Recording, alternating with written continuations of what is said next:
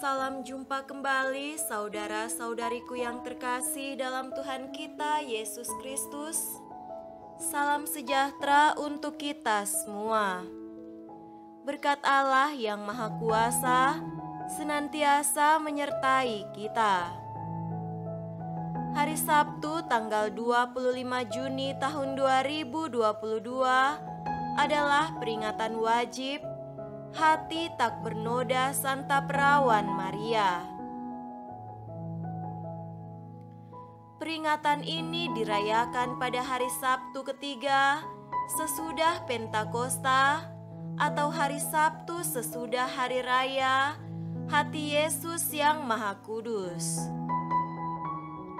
Peringatan ini ditetapkan oleh Paus Pius ke-12 pada tanggal 8 Desember tahun 1942, tepat pada peringatan ke-25 penampakan Bunda Maria di Fatima. Menurut tradisi kitab suci, hati merupakan tempat dan sarana bagi orang untuk membangun relasi yang mendalam dengan Allah. Dalam hal ini, hati Santa Maria merupakan model bagi semua orang Kristen karena ia senantiasa menyimpan segala yang ia lihat dan dengarkan di dalam hati dan merenungkannya. Ia menjadi kediaman Roh Kudus tahta kebijaksanaan. Maka Maria menjadi gambaran gereja yang mendengarkan dan memelihara sabda Tuhan. Kita juga diundang untuk menyelaraskan hati dengan hati Bunda Maria agar kita memiliki penyerahan kepada Allah.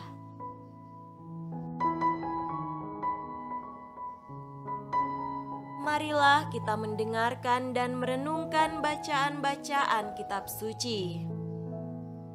Bacaan pertama dari kitab Yesaya pasal 61 ayat 9 sampai 11. Keturunanmu akan terkenal di antara bangsa-bangsa dan anak cucumu di tengah-tengah suku-suku bangsa, sehingga semua orang yang melihat mereka akan mengakui bahwa mereka adalah keturunan yang diberkati Tuhan.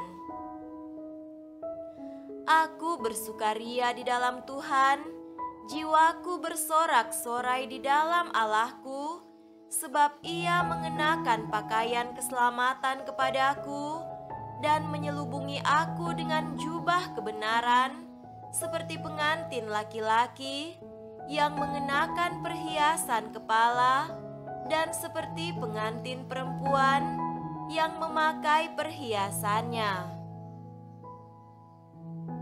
Sebab seperti bumi memancarkan tumbuh-tumbuhan, dan seperti kebun menumbuhkan benih yang ditaburkan, demikianlah Tuhan Allah akan menumbuhkan kebenaran dan puji-pujian di depan semua bangsa-bangsa.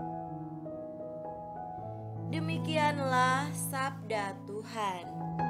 Syukur kepada Allah.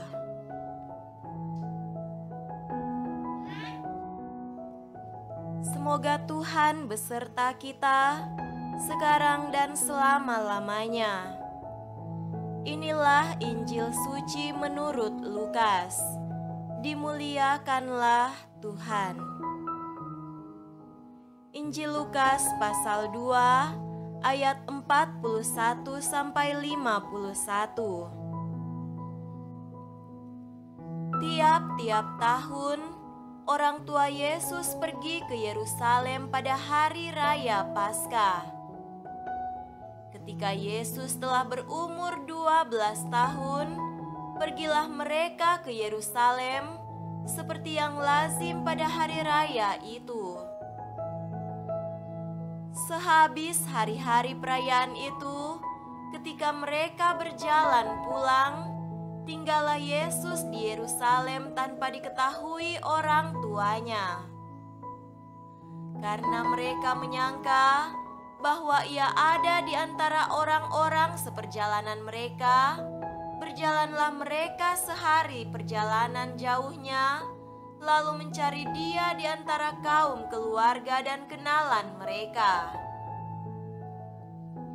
Karena mereka tidak menemukan dia, kembalilah mereka ke Yerusalem sambil terus mencari dia. Sesudah 3 hari, mereka menemukan dia dalam bait Allah. Ia sedang duduk di tengah-tengah alim ulama sambil mendengarkan mereka dan mengajukan pertanyaan-pertanyaan kepada mereka. Dan semua orang yang mendengar dia sangat heran akan kecerdasannya dan segala jawab yang diberikannya. Dan ketika orang tuanya melihat dia, tercenganglah mereka. Lalu kata ibunya kepadanya, "Nak, mengapakah engkau berbuat demikian terhadap kami? Bapamu dan aku dengan cemas mencari engkau." Jawabnya kepada mereka, "Mengapa kamu mencari aku? Tidakkah kamu tahu bahwa aku harus berada di dalam rumah Bapakku?"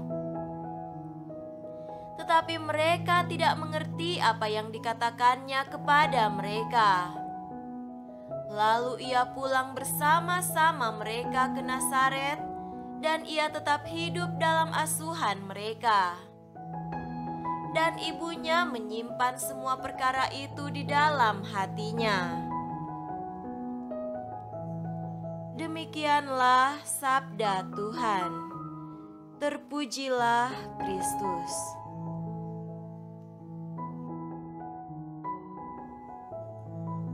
Saudara-saudariku yang terkasih dalam Tuhan kita Yesus Kristus, tema renungan kita pada hari ini adalah hati sebagai pusat dialog manusia dengan Allah. Maria menyimpan perkara di dalam hatinya. Maria adalah seorang ibu yang hidup dari hatinya. Ia tidak banyak bicara bila berbicara tentang perkara-perkara Tuhan menyangkut pribadi Yesus. Maria pasti menyimpan semua perkara itu di dalam hati dan merenungkannya. Bagi Maria, hati adalah pusat dialog dengan Allah. Ia berbicara dari hati dan bertindak pula dengan hatinya. Tindakannya dilakukan karena tergerak oleh hati yang peduli kepada sesama dan karena ketaatannya pada kehendak Tuhan. Dialah wanita kudus dan karena itu ia dipilih Tuhan menjadi bunda bagi Yesus dan kemudian hari menjadi bunda juga bagi kita, umat beriman. Saudaraku terkasih, satu contoh gerakan hati ialah bersama Yusuf mencari Yesus di Yerusalem setelah sehari perjalanan tinggalkan kota Yerusalem. Bahkan keduanya baru bertemu dengan Yesus dalam bait Allah sesudah 3 hari mencari dia di kota Yerusalem. Mungkin bagi banyak orang, anak akan dimarahi bahkan dipukul karena tidak disiplin dan mau jalan sendiri karena meninggalkan orang tua dan sengaja tinggal di bait Allah. Tidak demikian terjadi pada Yusuf dan Maria. Emosi hanya mendatangkan masalah. Emosi tidak pernah menyelesaikan persoalan. Maria tidak mengeluh dan tidak memprotes saat Yesus tidak ada bersama mereka. Sesudah pertimbangan matang, Yusuf dan Maria rela kembali karena sangat mencintai Yesus dan bertanggung jawab memelihara dan mendampinginya. Allah telah mempercayakan tugas pendampingan kepada Yusuf dan Maria. Karena itu, keduanya juga tidak mau merusak relasi dengan Tuhan Allah. Itulah sebabnya Yusuf dan Maria diberkati Allah. Di sini kita belajar beberapa hal. Pertama, kita mesti banyak dituntun oleh hati kita. Kita berbuat sesuatu bukan karena terpaksa, tetapi karena hati yang menggerakkan. Kedua, kita mesti mampu juga menguasai emosi agar tindakan kita tidak kasar dan membuat orang lain menderita. Ketiga, belajar bertanggung jawab pada tugas yang dipercayakan kepada kita. Semoga demikian. Amin.